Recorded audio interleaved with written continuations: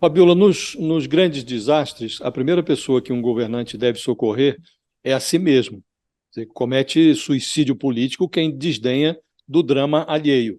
Hoje há no Brasil 10 milhões de pessoas vivendo em área de risco. E nós temos hoje um presidente, governadores, com um discurso muito adequado. É preciso que esse discurso tenha consequências administrativas, porque não basta se posicionar adequadamente no gogó e não oferecer às pessoas que são vitimadas por esses desastres alternativas para fugir da morte, inclusive, né? No início do ano, logo em fevereiro, houve aquelas enchentes no litoral paulista, e ali o Lula como que traçou um risco no chão ali para demarcar a diferença em relação ao governo dele e à gestão Bolsonaro. Ele foi ao litoral paulista, pousou ali ao lado do Tarcísio de Freitas, que é um rival bolsonarista. O prefeito de São Sebastião é um tucano, Felipe Augustus, salvo engano, o nome dele era esse. E, então foi ali um evento suprapartidário, e aí o Lula se pronunciou ali de forma muito adequada, disse que o bem comum do povo exigia dos políticos a superação de divergências. Agora, ocorre, e vem sendo assim ao longo do ano, e não era assim durante a gestão Bolsonaro. Eu me lembro que no verão do ano passado, os desastres produziram mais de 400 cadáveres no Brasil, esses desastres climáticos.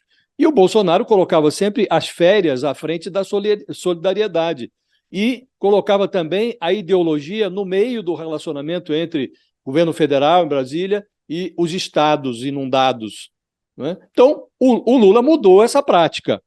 E ocorre que a mudança de prática precisa ser acompanhada de uma mudança também administrativa, que orne com a emergência climática. Há hoje uma ministra do Meio Ambiente, outra mudança muito eloquente em relação ao governo anterior, a Marina Silva, uma ministra que tem muita noção do que está acontecendo e do que está por vir. Ela falou para nós aqui, Fabiola, na ocasião desse desastre lá no litoral paulista, ela disse que o fenômeno era grave, a mudança climática, e exigia uma atuação transversal do governo. Não basta só uma preocupação do meio ambiente. É preciso que todo o governo se envolva nisso e que prepare o país para lidar com esses desastres e oferecer proteção a essas 10 milhões de pessoas que vivem em áreas de risco. Isso não está efetivamente acontecendo, ao contrário, agora o governo acaba de elaborar o orçamento para o ano de 2024, e esse orçamento cortou verba do meio ambiente,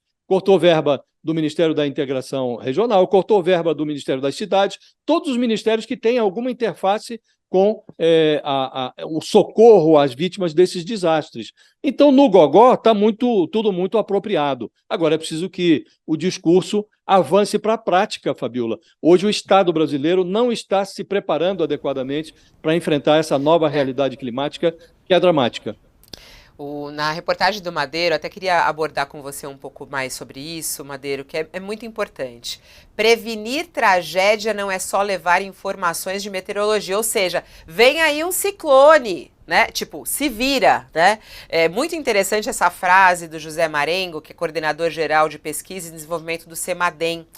E ele fala, né, não adianta, né, muitas vezes as defesas civis alertam para que as pessoas deixem as casas, mas elas não têm rota de fuga ou não têm para onde ir, tem muita coisa que precisa ser melhorada e o Brasil precisa se preparar para isso. Tem que ser dialogado entre os poderes para se construir uma política de redução de risco de desastre, é o que diz o José Marengo. Ontem, o Madeiro, quando a gente conversava com o vice-governador, ele disse que ele ia na casa das pessoas e ele falou assim, às vezes uma senhorinha ali, imagina, governador, eu moro aqui há tanto tempo, nunca aconteceu, não vai acontecer isso. E as pessoas resistem a sair. O que as autoridades precisam fazer, né? O que você ouviu nessa reportagem? Do que é preciso fazer para que essas pessoas deixem realmente lugar de risco? Elas têm que ser retiradas das suas casas. É isso, né, Madeiro? O grande problema é que, primeiro, você não tem uma sinalização de resolução permanente, né? Tem pessoas em área de risco, mas tem pessoas que estão em moradias inadequadas em áreas de risco. Tem pessoas em área de risco que são de risco, por exemplo, como essa senhorinha deve ter falado, um rio que nunca chegou àquele local, mas agora, com a mudança e a intensidade maior dos eventos, vai chegar. Ou seja, você tem que educar também as pessoas a entenderem. As primeiras mortes que a gente teve notícia no Rio Grande do Sul foram pessoas, um foi mexer numa parte de fiação e três foram atravessar rios alagados. Né? Também é uma forma de você orientar as pessoas de certos comportamentos que não podem ser feitos durante uma tragédia dessa. Então, há uma série de fatores, isso não é uma coisa que afeta somente, tipo, vamos dar uma rota de fuga. Tem pessoas que não querem sair, tem pessoas que não podem, você tem pessoas com deficiência, você tem pessoas idosas, você tem pessoas acamadas. Há todo um projeto que precisa ser feito nesse sentido para fazer uma remoção adequada em tempo certo, que é outra coisa importante, e em uma logística capaz de funcionar. Não é? O problema que a gente está lidando também agora é que essas enchentes, por exemplo, elas afetam a cidade inteira. Às vezes você precisa evacuar uma cidade. Não é? O ciclone com enchente muito grande, uma cidade de pequeno porte, que fique, por exemplo, num vale, é claro que ele vai ter uma imensa dificuldade. E aí o Brasil não tem plano, ou seja, vai levar 10 mil pessoas para onde? Vai removê-las como? Né? Nossas estradas ficam danificadas, nós temos dificuldades históricas. Veja, a gente está falando da região mais rica do Brasil. Né? A gente acostuma ver muita tragédia no Nordeste, com enchente, porque é uma área ali no litoral de moradias muito irregulares, mas isso está acontecendo na região rica. O Marengo fala o seguinte: o Rio Grande do Sul e Santa Catarina têm defesas civis estruturadas. Né? Falta também outras coisas, porque a defesa civil é uma parte desse componente. Se ela não tem para onde levar as pessoas, e ela dá o aviso, ela manda uma mensagem no SMS, se ela faz alguma coisa nesse sentido, é muito evidente que falta a parte de execução do plano. Né? Para onde levar, como levar, onde ficar, tem alimento disponível, vai ter uma logística capaz de abastecê-los por um tempo. Tudo isso é um debate que o Brasil precisa ter de forma ampla. E às vezes se joga na culpa da Defesa Civil. Mas foi alertado, a meteorologia prevê porque não fez nada. Porque, às vezes, né, um carro quebra e se você não tem a peça de reposição, você não vai fazer o carro andar. E o Brasil precisa de muitas peças para reposição, pelo menos em momentos de emergência. E aí, em médio e longo prazo, você vai fazendo as obras necessárias, tirar pessoas de áreas de risco, né? Programas como Minha Casa Minha Vida, contenção de encostas, elas que vão resolver, mas isso passa por um longo prazo e um longo investimento que o Brasil historicamente nunca fez. Segundo essa reportagem, inclusive aqui do Carlos Madeiro, o Brasil vem registrando um aumento no número de desastres naturais. Só no ano passado foram 4.749 eventos desse tipo, um recorde desde 1991, segundo os dados da Secretaria Nacional de Proteção e Defesa Civil. Também no ano passado, o Brasil teve o maior número de pessoas afetadas por esses desastres. 26 milhões de atingidos de alguma forma, o que dá mais ou menos 12,8% da população do país. O Madeiro está aqui conosco para falar sobre esses eventos. Os números são muito impressionantes, né, Madeiro? Bom dia para você. Bom dia, Fabíola, bom dia, Josias, bom dia a todos que nos assistem. É impressionante, porque você tem aí claramente um aumento, né, no número de casos gerados por conta das mudanças climáticas. O aquecimento global está fazendo com que o clima mude, né? Os eventos que antes poderiam ser menos comuns estão se tornando cada vez mais comuns. Isso é uma tendência que já vinha sendo alertada.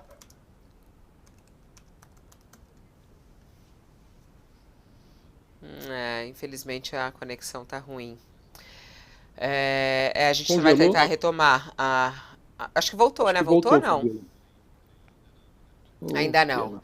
O Josias, essa reportagem do Madeiro traz um balanço no nosso país, né, dos últimos tempos. Essa do Rio Grande do Sul, até estava vendo as declarações de Eduardo Leite, E ele, muito impressionado, ele falou assim, olha, nunca o Estado foi afetado desta maneira, né? E você sempre traz isso nas entrevistas, né?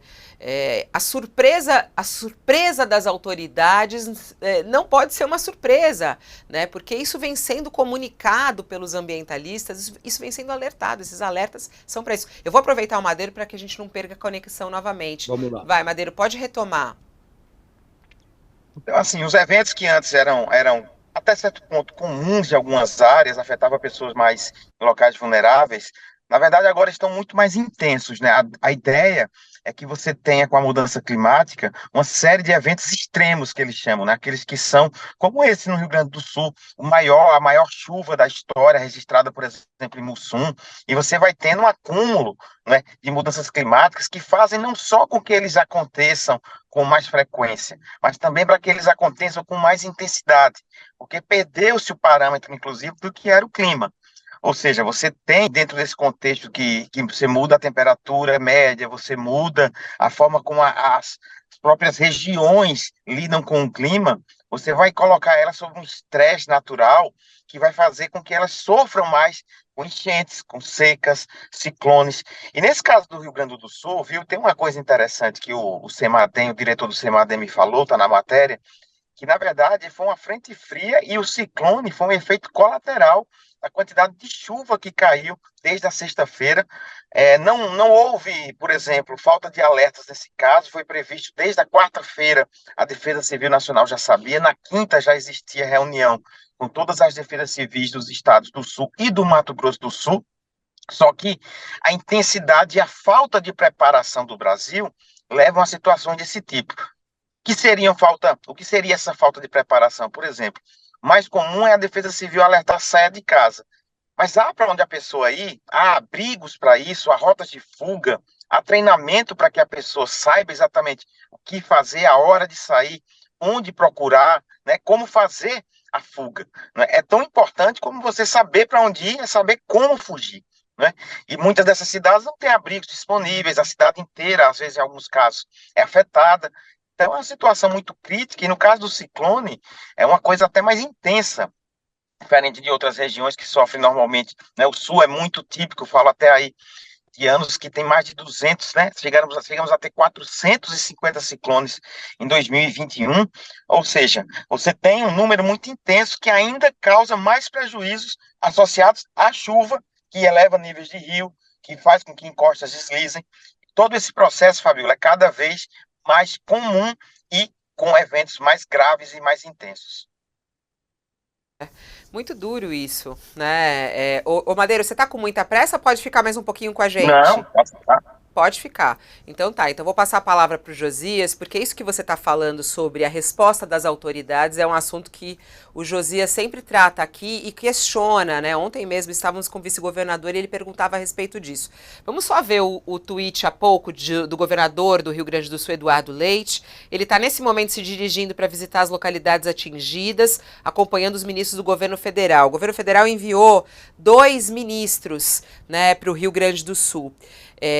Justamente para acompanhar isso de perto. Ontem mesmo, logo cedo, o vice-governador do Rio Grande do Sul já agradecia a agilidade ali da prestação de serviço do governo federal em procurar o estado do Rio Grande do Sul para oferecer ajuda. Mas Eduardo Leite diz, recebi há pouco a confirmação de mais 6 mortes no município de Roca Salles. Lamentamos cada vida perdida, estamos trabalhando para fazer todos os resgates possíveis nas regiões mais atingidas. Milhares de pessoas já foram salvas por as nossas equipes. As atenções se dirigem agora também para o Vale do Rio Pardo. Helicópteros da Brigada, dos Bombeiros e da Defesa Civil estão empregados para resgates com o apoio de uma aeronave da Polícia Rodoviária Federal, um da FAB e um da Marinha. Trabalho para que as Forças Armadas possam liberar mais aeronaves o quanto antes.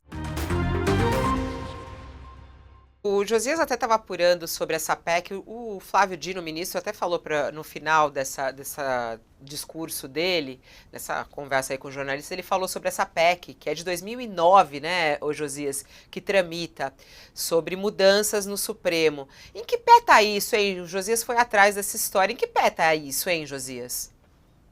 A PEC está tramitando, né? Depois que o ministro falou sobre isso, eu fui olhar. Fui pegar a proposta de emenda constitucional do Flávio Dino, e ele que está cotado agora, né, para ocupar essa vaga que será aberta com a aposentadoria da Rosa Weber. A PEC do Flávio Dino é muito interessante, Fabíola. Interessante porque promoveria uma mudança nada negligenciável no Supremo Tribunal Federal. Se tivesse sido aprovada a PEC do Flávio Dino, o Lula teria menos poderes e a passagem do Cristiano Zanin pela Suprema Corte seria encurtada em 16 anos. Pela PEC do Flávio Dino, só 5 das 11 poltronas do Supremo seriam ocupadas por indicação do presidente da República. Os outros 6 assentos ficariam reservados para escolhidos da Câmara, do Senado e do próprio Supremo, 2 vagas cada. Né? Os novos ministros teriam um mandato fixo de 11 anos, sem recondução. Então, hoje, o Zanin, com 47 anos, ele pode permanecer no Supremo até 2050, quando ele vai fazer aniversário ali de 75 anos. Com essa PEC do Flávio Dino, ele sairia em 2034. O próprio Flávio Dino, que tem 55 anos, ele, se fosse indicado pelo Lula, ele perderia 9 anos de toga se essa PEC estivesse em vigor. E não poderia, no caso dele, ele não poderia disputar eleições, nem ocupar cargos em comissão, porque a PEC propõe que seja proibida a ex-ministros do Supremo a hipótese de exercer cargos em comissão ou mandatos eletivos em quaisquer poderes, em qualquer nível da federação, por 3 anos, depois de deixar a toga. Então, o Dino não poderia ir para o Supremo, como o PT receia, né? Que ele vá para o Supremo, ganhe uma dimensão política muito grande e depois se candidate a presidente. Pela PEC dele, ele não poderia fazer isso. E se o modelo do Dino tivesse em vigor, Fabíola, o Lula também não poderia ter sentado na cadeira do amigo Ricardo Lewandowski o Zanin, porque os ministros do Supremo teriam que ser selecionados em listas tríplices que seriam elaboradas pelo Superior Tribunal de Justiça, pelo Tribunal Superior do Trabalho, pelo Conselho Nacional de Justiça, pelo Conselho Nacional do Ministério Público, pela OAB e até por faculdades de direito que disponham aí de programas de doutorado com mais de 10 anos. Então, é uma PEC que realmente revolucionaria esse processo de escolha de ministros do Supremo, né? E ela não trata desse modelo de decisão do Supremo.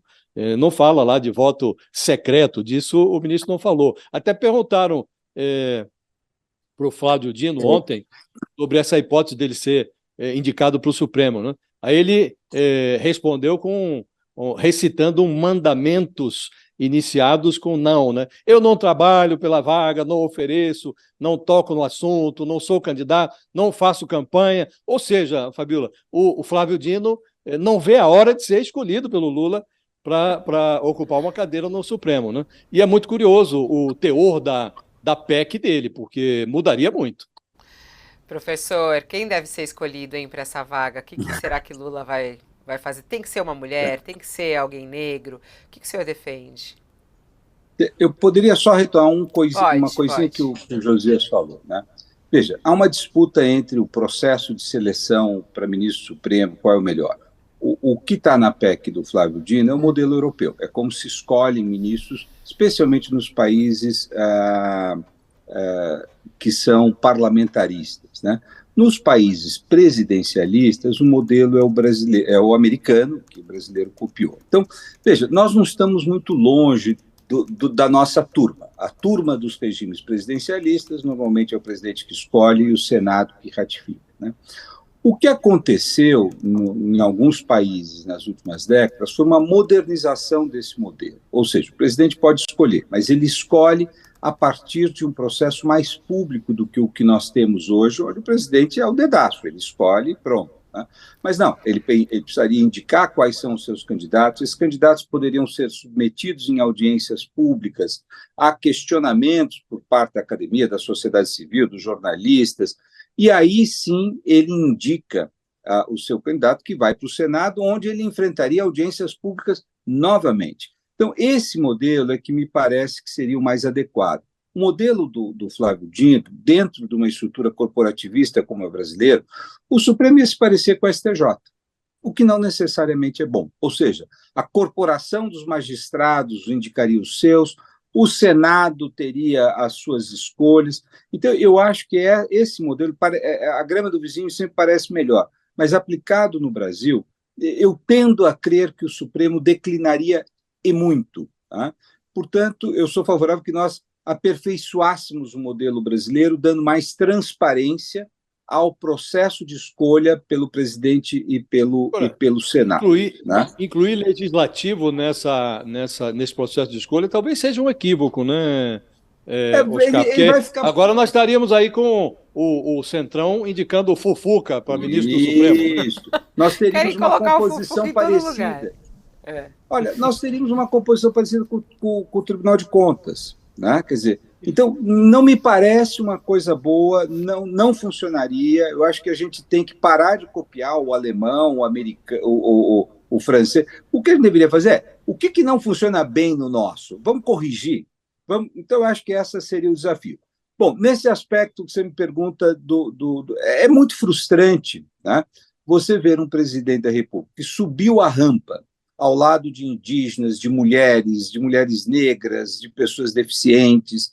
Quando chega no momento de escolher aqueles que exercerão o poder e o cargo, a função de ministro do Supremo Tribunal Federal é uma função que se estende no tempo, no exercício do poder, ele abdique dessas alianças. Então, eu acho que, do ponto de vista político, é muito ruim, né? É lamentável que isso esteja acontecendo. Um tribunal, ele não é um órgão representativo no sentido eleitoral, mas ele é um órgão que tem que ter identidade com a sociedade para a qual ele judica, né? E é inaceitável que no século XXI um tribunal, numa democracia como a brasileira, possa ter 10 homens e uma mulher. Eu acho isso inaceitável, né? Que todos sejam brancos, eu acho isso inaceitável. Então, eu lamento que o presidente, tendo tido 2 oportunidades, a primeira, ele não tenha escolhido uma mulher, não tenha escolhido uma mulher negra, não tenha escolhido um jurista negro, né? Não sei qual será a escolha dele, a segunda escolha, né? Mas me parece que o presidente está mais preocupado com a realpolitik do Supremo Tribunal Federal, ou seja, de escolher alguém que tenha uma capacidade de operar dentro do Supremo em defesa do governo, do que de alguém que simbolize o Pacto Constitucional de 88, que é um pacto que busca criar uma sociedade mais justa, mais igualitária, uma sociedade onde as discriminações não sejam toleradas. Quer dizer, então, o guardião do quê? Da Constituição ou guardião dos interesses do governo? Então, acho que Bolsonaro agiu assim, mas não se esperava nada de Bolsonaro. É lamentável que Lula também esteja caminhando na mesma direção, embora não esteja estabelecendo uma simetria entre os escolhidos. O Lula não é o primeiro desastre verbal do Lula, né, Fabíola? Muitas outras opiniões do presidente deveriam ter sido mantidas em segredo, só para ele, né? Os votos do Supremo não, precisam ser divulgados. Algumas opiniões do Lula mereceriam segredo. O raciocínio do Lula, ele é cínico, ele é anticonstitucional e ele chega a ser instigante, né? Daí o problema, porque se reconhecesse o erro, se desse o braço a torcer, muito bem, mas como não faz, o cinismo, o aspecto da inconstitucionalidade, esse quê de instigante que há na declaração, eles permanecem no ar, né? O raciocínio é cínico porque essa opção pelo breu, ela chega depois que o Cristiano Zanin, que é o criminalista de estimação do Lula, ele atiçou a ira da esquerda, inclusive a esquerda petista, com os seus votos inaugurais ali no Supremo, né? Os votos que, inclusive, encostaram a posição do Zanin naquela bancada bolsonarista do Supremo, né? A manifestação é inconstitucional porque a Constituição privilegia a publicidade. Há o artigo 93 que diz, inclusive, que no judiciário os votos têm que ser abertos. Então, não orna com a realidade uma manifestação como essa do presidente. E é instigante a fala, Fabiola, porque eu fiquei imaginando se o Bolsonaro tivesse dito uma coisa como essa, numa live, como presidente, que defendesse ali o apagão do judiciário, que propusesse um Supremo com voto secreto, sem TV Justiça, depois de enviar o ministro 10% para a Suprema Corte, ou o terrivelmente vassalo, depois dessas duas nomeações. Imagina o Bolsonaro defendendo, não, agora voto no Supremo tem que ser secreto. O mundo viria abaixo, Fabiola. Então não dá para contemporizar com esse tipo de manifestação do Lula. Aí o Flávio Dino, convidado a comentar a batatada, ele diz, não, isso é defensável, é possível, uma discussão é possível, porque a diferença é que o presidente está defendendo uma posição que valoriza mais a transparência do colegiado, enquanto que no modelo atual privilegia-se a ideia de cada magistrado, a divulgação do ponto de vista de cada magistrado. Ora, é muito difícil você arrumar uma saída para uma declaração tão desastrosa como essa do Lula. O Flávio Dino devia dizer simplesmente, olha, eu discordo, eu não concordo com o presidente. Isso aqui orna com Suprema Corte de ditadura, não de um país que se pretende democrático como o Brasil. Mas é muito difícil para um ministro dizer algo assim, né? Então, não fica bem, Fabiola. E eu realmente eu faço essa pergunta. O que aconteceria se o Bolsonaro dissesse uma frase como essa do Lula? Não terminaria bem, não, Fabiola. É verdade, né, Josias? Se fosse desse outro lado. O Bolsonaro, ele quer mais, né? Ele quer caçar o ministro, né? Nem sei se... Quer fechar o Supremo, né? Fechar o Supremo, né? É verdade. Ele nunca falou de fechar o Supremo. Os apoiadores dele que falam, né? Da fala do Bolsonaro, não. Mas ele fala que ele não ia respeitar. Ele fala indiretamente, ele falou em fechar o Supremo, Fabiola, quando ele disse que não vamos mais seguir as decisões do Supremo. Chamou o ministro de canalha e disse que não respeitaria mais decisões judiciais. Na prática, isso significa fechar o Supremo Tribunal, né? Ele, nas manifestações de 7 de setembro de 2021, né, ele incitou claramente e cobrou do presidente do Supremo, então, que enquadrasse os seus colegas, porque senão ele não iria mais a submeter as decisões. O Lula, pelo menos, começou com a frase: decisão do Supremo se cumpre, né? Jamais iremos nos insurgir contra isso. E aí é que ele começa, na linguagem aí do Josias, a batatada, né? É um equívoco inexcusável num presidente com essa experiência. Não se pode admitir. As decisões do Supremo são públicas, têm que ser públicas, né? E o que se vê, eu acho que fundamentalmente, é hoje uma percepção, por parte, inclusive, do presidente Lula, de que o Supremo se empoderou demais. E eles estão querendo conter o poder do Supremo. Mas a contenção do poder do Supremo não se dá por esse tipo de conduta, que é uma conduta compatível com regimes autoritários. Se o poder do Supremo deve ser contido, deve ser alteração da legislação, de forma que as suas competências sejam distribuídas, que o modo pelo qual ele delibera seja racionalizado, e tudo isso feito em diálogo com o próprio Supremo, que sabe que tem que se autoconter. A ministra Rosa deu exemplos disso, tomou medidas nesse sentido, creio que o ministro Barroso também irá persistir nesse sentido. O Supremo sabe que a sua autoexposição erode a sua própria autoridade, e é preciso fazer algo para que ele não perca a sua autoridade. Qual